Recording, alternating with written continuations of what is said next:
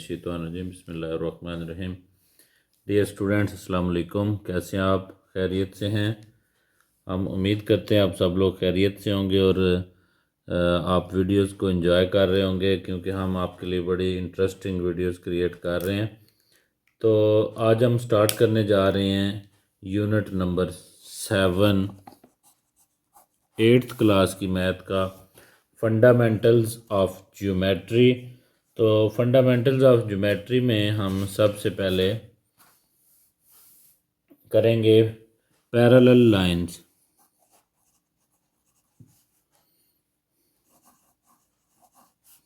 Parallel lines तो parallel lines क्या होती हैं? If two lines if two lines lying on the same plane, दो लाइनें जो एक ही प्लेन के ऊपर हों, प्लेन नेवर मीट, वो कभी भी ना मिलें, टच भी ना करें, और इंटरसेक्ट और एक दूसरे को इंटरसेक्ट भी ना करें एट एनी पॉइंट, किसी भी पॉइंट के ऊपर, तो उनको हम कहेंगे कि वो पैरेलल लाइंस हैं। क्या कहेंगे हम उनको कहेंगे कि ये पैरेलल लाइंस हैं। तो हम पैरेलल लाइंस को इस तरह कर सकते हैं कि आपके पास एक ये लाइन है और दूसरी ये लाइन है, तो ये क्या है जी? पैरेलल लाइंस हैं। तो पैरेलल लाइंस की जो सबसे बेहतरीन एग्जाम्पल है,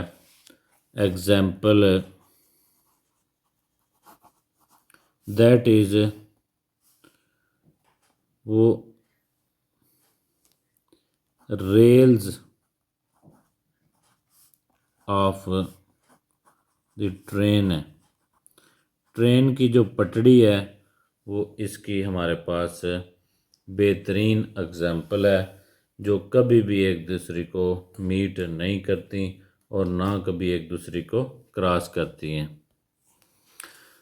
वर्टिकली अपोजिट एंगल है जब when two lines intersect each other, जब टू लाइंस जो हैं वो एक दूसरे को इंटरसेक्ट करती हैं, तो इनके जो अपोजिट एंगल होते हैं इनको हम कहते हैं वर्टिकली अपोजिट एंगल। ये अगर आपके पास ओ है तो इसको आप ए, इसको बी, इस पॉइंट को सी और इस पॉइंट को डी कहें, तो ये आपके पास क्या है जी? आपके पास angle A O C when two lines intersect, when two lines intersect,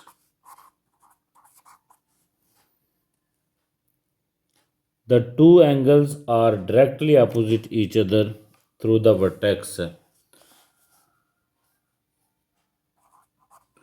Every two angles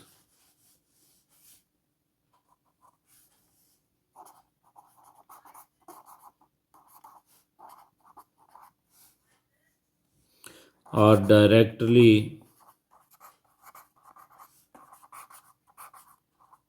opposite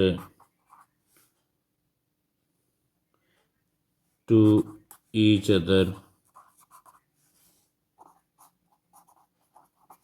through vertex। तो इनको हम कहेंगे वर्टिकली अपोजिट एंगल। तो आपके पास angle A O C and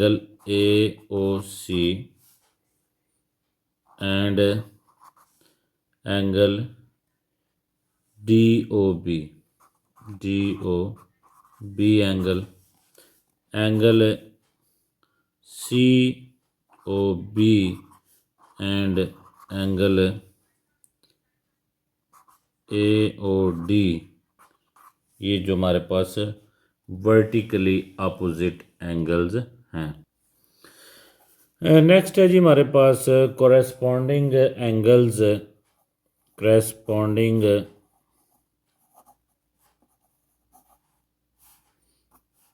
corresponding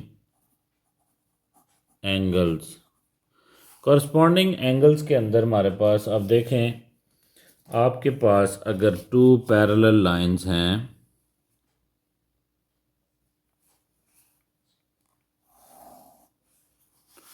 और इन पैरेलल लाइंस को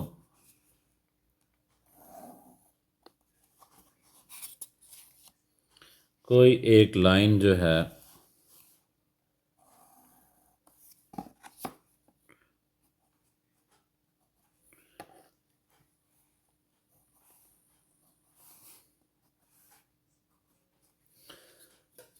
in if two parallel lines M and N consider these pair of angle, the pair of angle are corresponding angle because both the angles are at same position। तो यहाँ से हमारे पास क्या है जी, ये angle, इसको अगर हम 1 कहें, इसको एंगल 2 कहें, इसको एंगल 3 कहें और इसको एंगल 4 कहें, ये एंगल 5 है, ये एंगल 6 है, ये एंगल 7 है आपके पास और ये एंगल 8 है। तो हमारे पास the following pairs of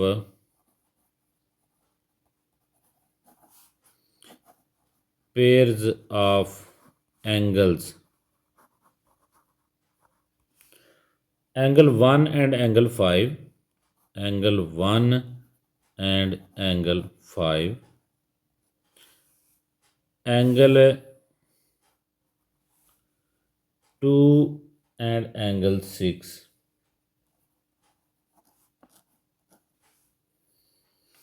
angle 3 and angle 7, angle 4 and angle 8 are corresponding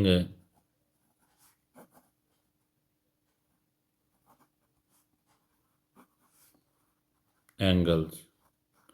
तो इनमें होता ये है, अगर टू पैरेलल लाइन को एक लाइन जो है वो क्रॉस करती है तो फिर क्या होता है जी, उस लाइन के ऊपर वाली लाइन के ऊपर जो एंगल बनता है और नीचे वाली लाइन के जो ऊपर एंगल बनता है वो आपस में कॉरस्पॉन्डिंग एंगल हैं।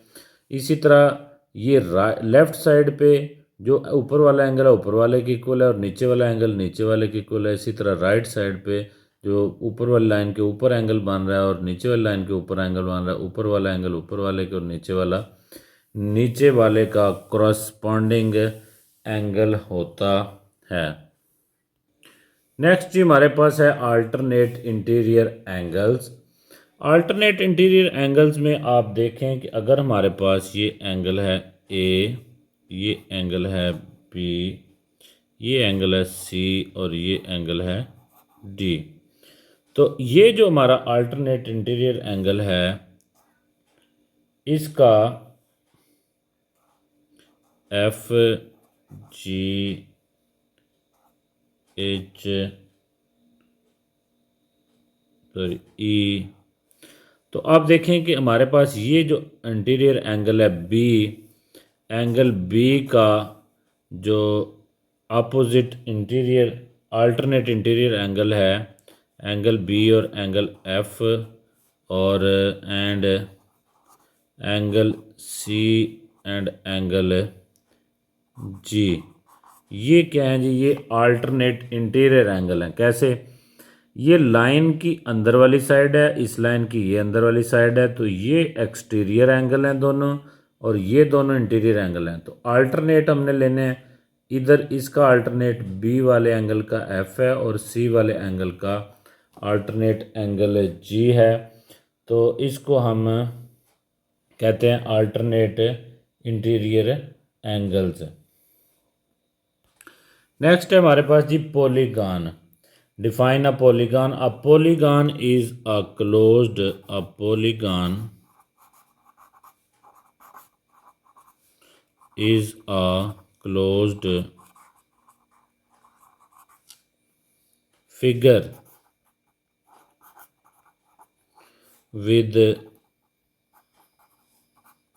three or more straight sides। Polygon हमारे पास क्या है जी? पॉलीगॉन है, पॉली का मतलब होता है ज़्यादा, many, poly mean many, many mean ज़्यादा। Polygon is a closed figure, ये एक बंद शक्ल है, विद थ्री और मोर स्ट्रेट लाइन, जिसकी तीन या तीन से ज़्यादा सीधी लाइंस हो सकती हैं। तो पॉलीगॉन की जो एग्जांपल है हमारे पास, एग्जांपल्स पॉलीगॉन की एग्जांपल है जी, पहली एग्जांपल है ट्राइएंगल, दूसरी एग्जांपल है आप कह लें स्क्वायर भी कर लें या रेक्टेंगल कर लें। ये इसकी ट्राइएंगल क्वाड्रिलेटरल, इसकी थ्री साइड्स हैं और थ्री साइड्स हैं, इसकी फोर साइड्स हैं। आगे आपके पास है पेंटागन,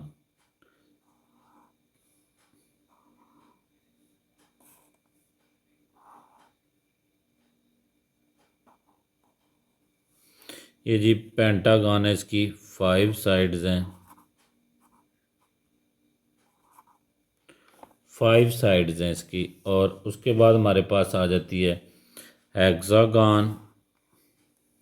हेक्सागन का आप देखें कि ये ऐसे और इधर इधर और इसको ऐसे, ये आपके पास हेक्सागन होगी। उसके बाद आपके पास हेप्टागन, ये सारी क्या हैं जी?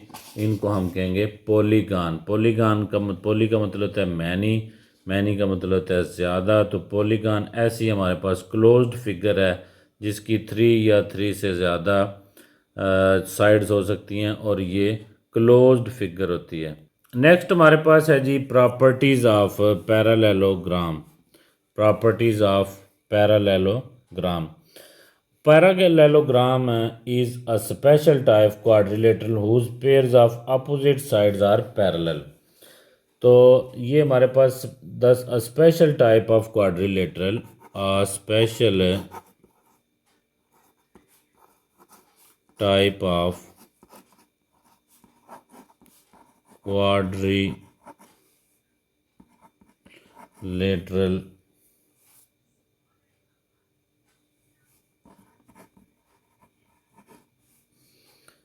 whose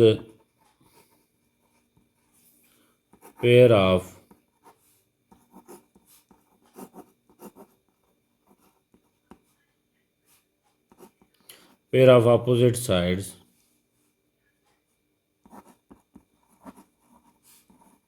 are parallel। तो पैरेललोग्राम हमारे पास एक ऐसी स्पेशल टाइप ऑफ क्वाड, चार साइडों वाली एक शक्ल होती है जिसकी अपोजिट साइड जो है हमारे पास पैरेलल होती हैं। ये इसकी खूबी है। पैरेललोग्राम की प्रॉपर्टीज़ को हम स्टडी करेंगे। प्रॉपर्टीज़ ये हैं कि फर्स्ट प्रॉपर्टी है पैरेललोग्राम की कि opposite pair of opposite side are parallel. Pair of opposite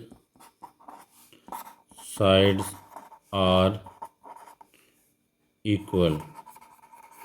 ये फर्स्ट प्रॉपर्टी है आपके पास। पैरेललोग्राम है जी, ये आपके पास एक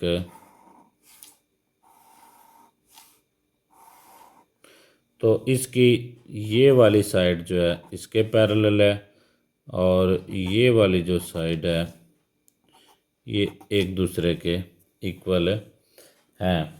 तो सेकंड प्रॉपर्टी है इसकी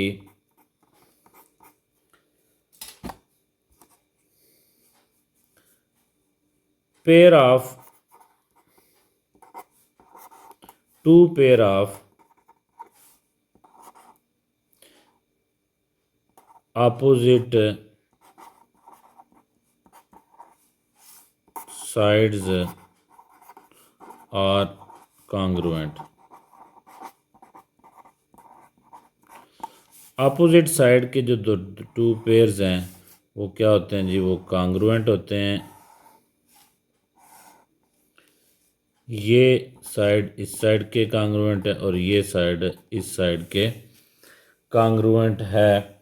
तो थर्ड इसकी प्रॉपर्टी ये होती है कि in a parallelogram two pairs of opposite angles are congruent. Two pairs of opposite angles are congruent। इसमें आप देखें ये आपके पास एक अगर पैरेललोग्राम है तो ये जो एंगल है इसके कॉन्ग्रुएंट है और ये जो एंगल है वो इसके कॉन्ग्रुएंट है। तो इसकी फोर्थ प्रॉपर्टी क्या होती है पैरेललोग्राम की? फोर्थ प्रॉपर्टी है in parallel sum of two consecutive interior angles are supplementary। Sum of two consecutive angles are supplementary।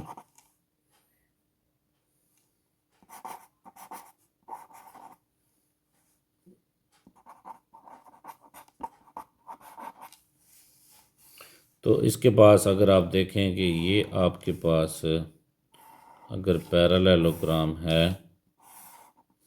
ये एंगल और ये एंगल दोनों को मिला के जो अगर इसको नाम आप ए बी सी डी रखें तो angle A plus angle C जो है इन दोनों का सम 180 डिग्री होगा। उसके बाद आपके पास इसकी फिफ्थ प्रॉपर्टी है पैरेललोग्राम की diagonal bisect each other.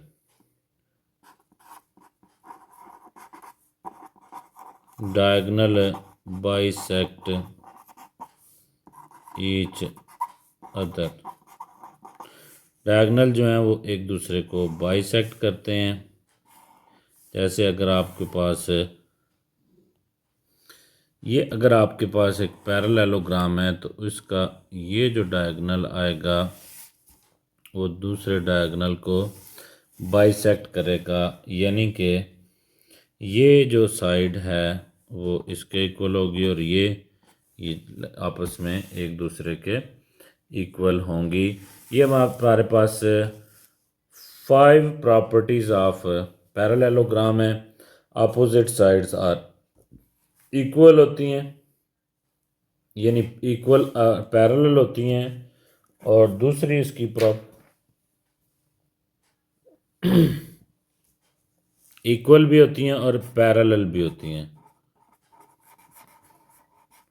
Opposite side parallel है, ये साइड इसके पैरेलल है और ये साइड इसके पैरेलल है। दूसरी इसकी प्रॉपर्टी ये है कि अपोजिट साइड कॉन्ग्रुएंट भी होती हैं, यानी बिल्कुल सेम टू सेम होती हैं, ये वाली इसके और ये वाली इसके।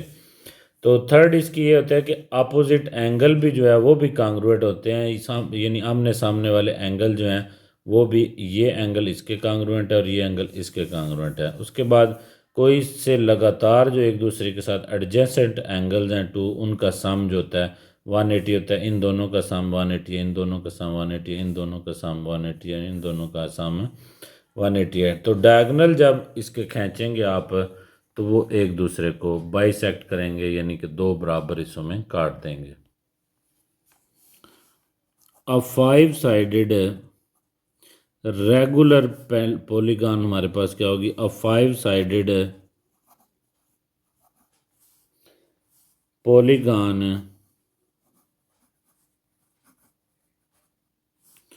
in which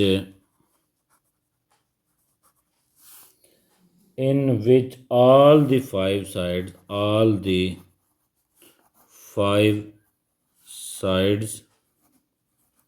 and interior angles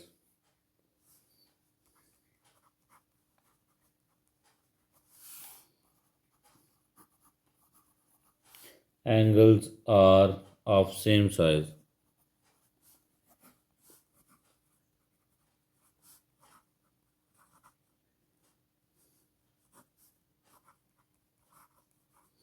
same size के होते हैं तो उसको हम कहते हैं रेगुलर पॉलीगॉन। पेंटागन तो जो सम ऑफ इंटीरियर एंगल होता है वो होता है इसका सम ऑफ इंटीरियर एंगल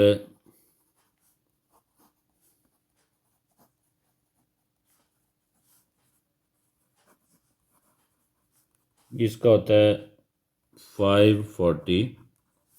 तो इसकी 5 साइड होती हैं। 540 को जब हम 540 को 5 पे डिवाइड करेंगे तो ये बनेगा 108 डिग्री का एंगल बनेगा आपका।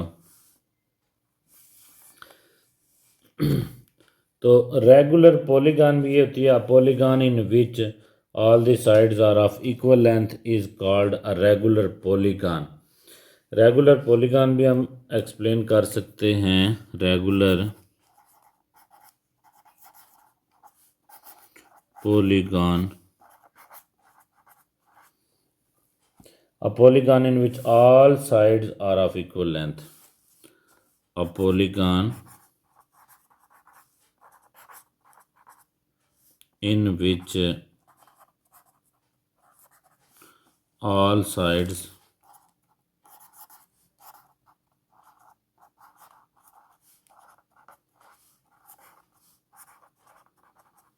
are of same length, तो इसको हम कहेंगे रेगुलर पॉलीगॉन। तो इसके साथ हमारे पास होती है regular hexagon.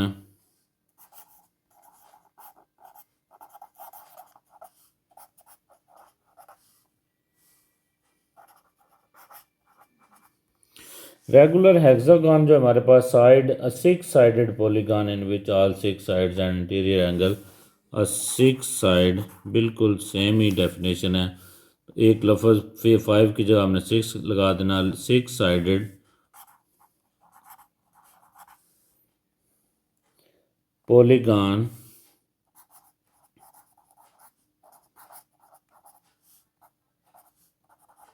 in which all the six sides and interior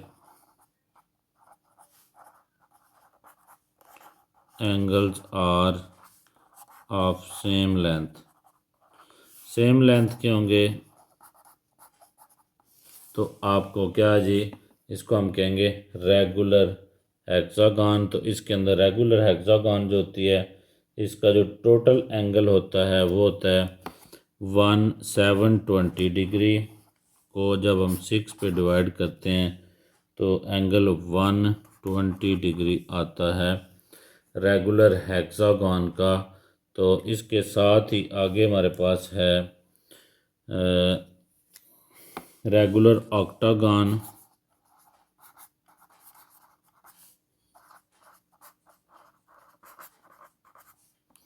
regular octagon के अंदर आप देखें an 8 sided polygon, N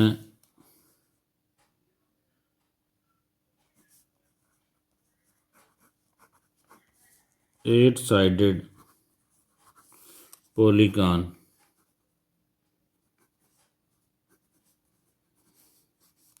in which all 8 sides and interior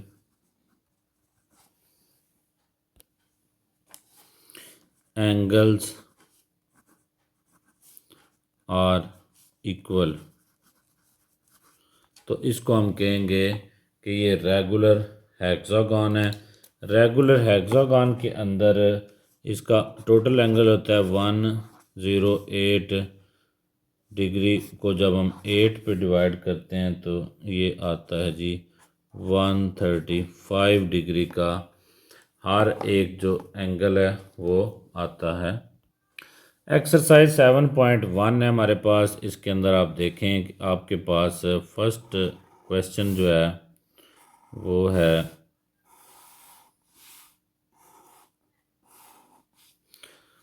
first question में आप देखें आपके पास इस टाइप का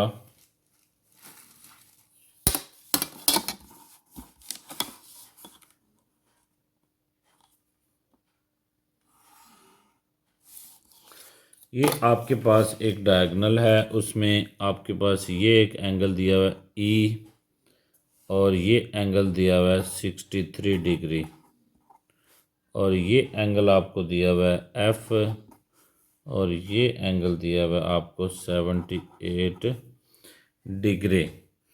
तो आप देखें कि आपका एंगल एफ जो है angle F that is equal to 78 degree opposite angle of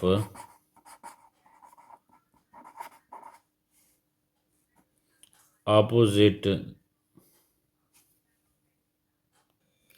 ये कहाँ से हमारे पास आया जी angle F is equal to 70 opposite angles of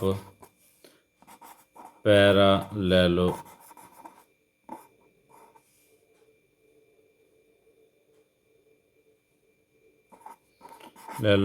है।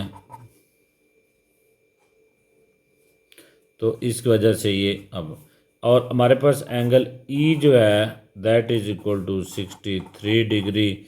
ये कहाँ से आया, ये आल्टरनेट एंगल है, आल्टरनेट इंटीरियर एंगल। तो ये हमारे पास एक डायग्राम थी, ये एंगल हमने बता दिए हैं और साथ इनकी रीज़न भी आपने लिख दिया है कि इस वजह से इनको हम ये वाला एंगल कह सकते हैं। उसके बाद नेक्स्ट आपके पास सेकंड पार्ट है। सेकंड पार्ट देखें आप, ये आपके पास एक पैरालेलोग्राम है।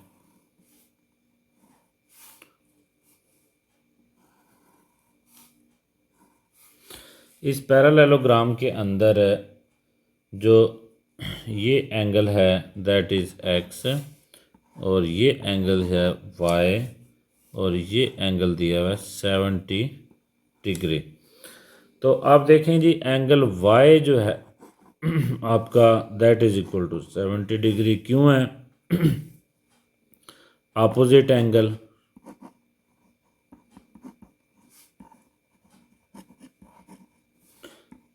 ऑफ पैरालेलोग्राम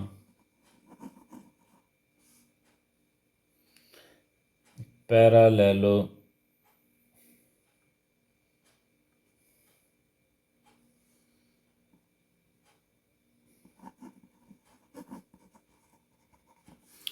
और angle X plus angle 70 degree जो है ये इनका सम होगा 180 डिग्री कंसेक्टिव एंगल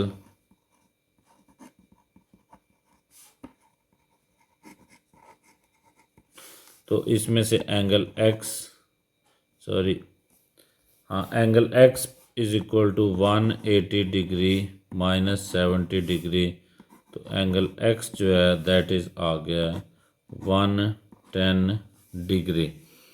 तो इस तरह ये आपका सेकंड पार्ट हो गया। इसके साथ आप जब थर्ड पार्ट करेंगे, थर्ड पार्ट देखें बड़ा आसान सा है, उसमें भी सेम आपके पास ये बन रहा है। तो आप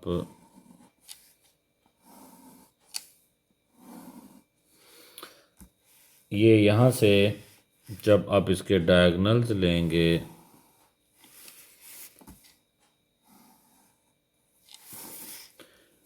ये आर एफ ओ यू। तो ये आपके पास एम पॉइंट है, ये एच है, तो that is equal to 14 centimetre, और ये हमारे पास जी है, तो ये है 16 सेंटीमीटर। तो अब यहाँ से देखेंगे कि आपके पास एच इज़ इक्वल टू कितना आएगा जी, 14 सेंटीमीटर है। Diagonal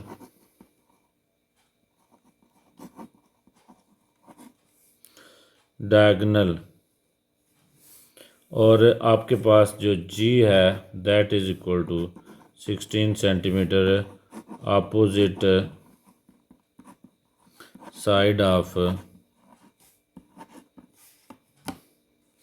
parallelogram.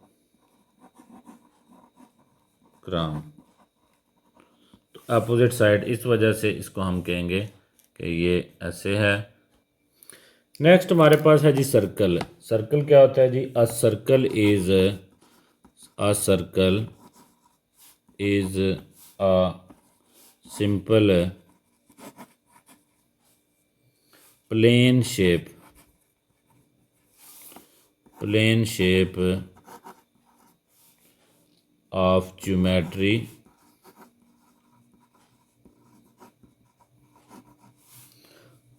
also called simple closed curve. ये बंद कर्व है आपके पास, जो सर्कल है इसको हम कहते हैं क्लोज्ड कर्व। अब आपके पास इंटीरियर और exterior point, interior point and exterior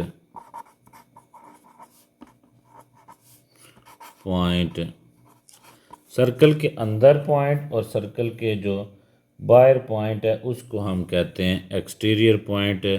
तो ये देखें, ये आपके पास अगर एक सर्कल है तो इसका सेंटर जो है वो अगर ओ के ऊपर है तो आप क्या कहेंगे, इसका ओ सेंटर है, तो ये जो पॉइंट हैं उसके ए बी और सी जो हैं, ये आपके पास वो पॉइंट हैं जो सर्कल के ऊपर हैं। इसके साथ ही आपके पास एक डी पॉइंट है, इसको हम कहेंगे इंटीरियर पॉइंट, और आपके पास एक ई पॉइंट है, इसको हम कहेंगे एक्सटीरियर पॉइंट। तो डी इज़ इंटीरियर पॉइंट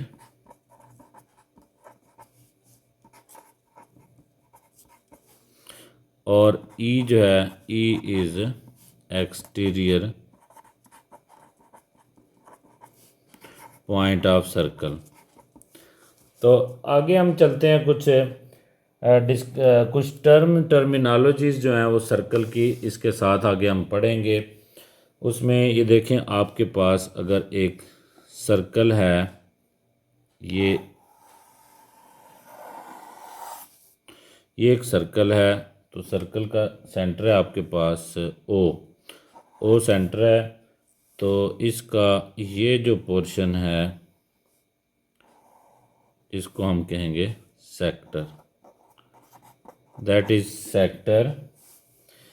अगर इसका ये पोर्शन हम काट लें इतना, इसको हम कहेंगे सेगमेंट, और ये जो आपके पास लेंथ होगी, देखें अगर हम एक और सर्कल ड्रा कर लेते हैं, ये हमारे पास सर्कल ओ है, तो ये ए पॉइंट से लेकर बी पॉइंट तक ये हमारे पास है आर्क, इसको हम कहेंगे आर्क। और इसमें आप ए से बी जो है ये माइनर आर्क है, और ये इधर जो है इस दूसरी साइड पे इसको हम कहेंगे मेजर आर्क। तो इसमें और भी बहुत सी चीज़ें हैं, सर्कल के अंदर हम एक और सर्कल ड्रा कर लेते हैं, इस सर्कल में आप देखें कि आपके पास कोई सर्कल के दो पॉइंट्स को मिलाने वाली जो लाइन है इसको हम कहते हैं कॉर्ड। ये कॉर्ड होती है और सर्कल के सेंटर से लेके ओ से लेके जो डिस्टेंस है इसको हम कहते हैं रेडियस। और ये जो सेंटर से आपका एक पॉइंट से दूसरे पॉइंट तक जो कॉर्ड आती है इसको हम कहते हैं डायामीटर। ये डायामीटर होता है। और कोई लाइन जो सर्कल को टच करके गुजरे इसको हम कहते हैं टेंजेंट। और एक और सर्कल ड्रा कर लेते हैं हम तो, और अगर कोई लाइन कट करके गुजरे सर्कल को तो उसको कहते हैं सीकेंट। ये कौन सी लाइन होती है? सीकेंट लाइन है। तो हमने बहुत सी टर्मिनोलॉजीज़ पढ़ी हैं, इस टर्मिनोलॉजीज़ को हम दोबारा देख लेते हैं। हमारे पास सर्कल क्या होता है जी? A circle is a simple plane shape of geometry also called simple closed curve. तो उसके साथ आगे हम आप देखें इंटीरियर एंड एक्सटीरियर पॉइंट, वो पॉइंट जो सर्कल के अंदर हो उसको इंटीरियर पॉइंट कहते हैं, जो सर्कल से बाहर हो उसको एक्सटीरियर पॉइंट कहते हैं। अब हमारे पास एक और चीज़ है जी, सेक्टर क्या होता है? आप सर्कल लें, सर्कल के दो रेडियस हैं, रेडियस ड्रा करें और एक आर्क और टू रेडियस के दरमियान जो एरिया आएगा सर्कल का दैट इज़ सेक्टर। सेगमेंट क्या होगा? एक कॉर्ड ड्रा करें जो एक आपको स्लाइस सर्कल की मिलेगी, उसको हम कहते हैं सेगमेंट ऑफ सर्कल। कोई दो पॉइंट को मिलाने वाली जो लाइन है, the line joining two points of circle, the line joining two points of circle is called chord। तो जो the radius distance between any point on circle and center of circle is called radius। तो any chord passing through the center of the circle is called diameter। तो chord diameter वो chord होती है जिसकी length सबसे ज़्यादा होती है। Any line touching on single point of a circle is called tangent to the circle, और any line cutting the circle on two points is called secant line. ये सारी हमने टर्मिनोलॉजीज पढ़ ली हैं, तो इनको हम आगे लिखते भी हैं। सबसे पहले हम देखते हैं जी आर्क क्या होती है हमारे पास। Arc any point of a boundary of a any part of boundary of circle. Circle की जो बाउंड्री है उसका कोई भी हिस्सा, जैसे ये आप देखें, इसको आप आर्क कह सकते हैं। ये आपके पास आर्क है। तो उसके बाद cord, CHORD, cord, it is a line segment whose end point lie on the circle। The line joining two points on a circle. Circle के ऊपर किसी दो पॉइंट्स को मिलाने वाली जो लाइन है उसको हम कॉर्ड कहते हैं। उसके बाद आ गया secant. Secant any line cutting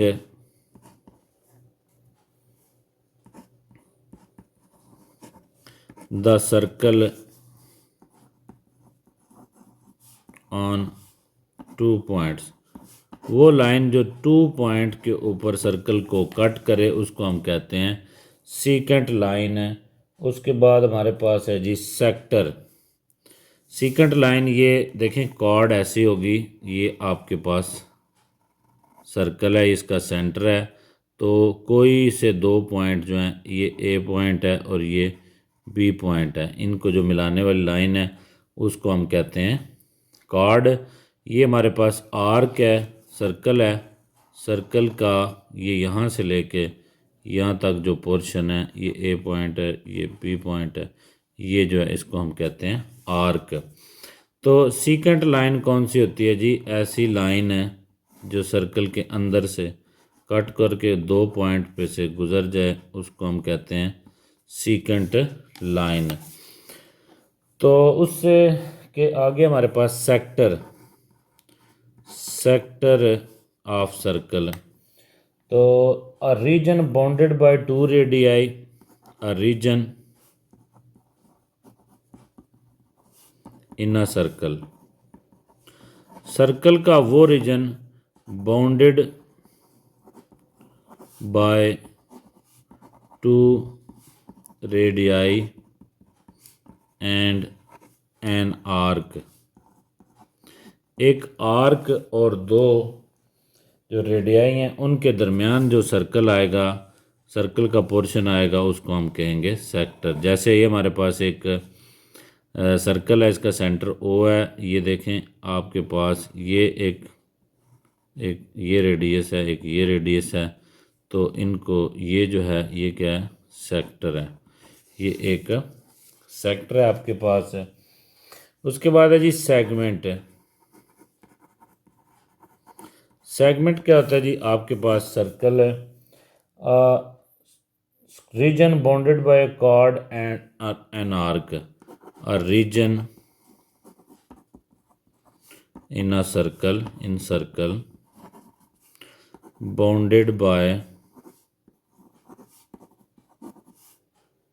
a chord and an arc। एक आर्क और ये देखें आपके पास ये सर्कल है, उसके बाद ये एक कॉर्ड है आपके पास ए बी, और ये एक आर्क है। ये जो एरिया है इसको हम कहते हैं सेगमेंट। ये क्या है जी? सेगमेंट। उसके बाद आपके पास है tangent. The line touching the circle on single point. जैसे आपके पास ये एक सर्कल है, इसको ये लाइन जो है ये ए पॉइंट के ऊपर टच करके जा रही है, इसको हम कहते हैं टेंजेंट। ये इसका सेंटर ओ है। तो आगे है हमारे पास जी कॉनसाइक्लिक। Concyclic, a set of points are said to be concyclic if they lie on a common circle। Concyclic क्या होता है जी? a set of points lying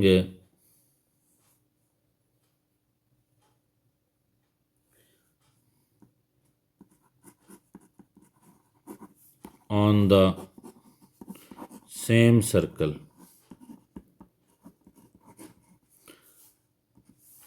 are called concyclic।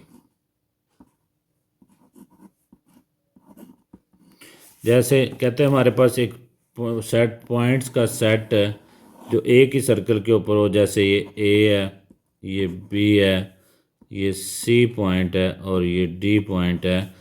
इनको हम कहेंगे कॉनसाइक्लिक, क्योंकि ये सारे पॉइंट्स जो हैं वो सेम लाइन के ऊपर टच कर रहे हैं, तो इनको हम कहेंगे कॉनसाइक्लिक। तो इसके साथ ही हम देखें ये हमारा आज का लेक्चर ख़त्म होता है। चैप्टर नंबर आपका 7 था 8th क्लास का।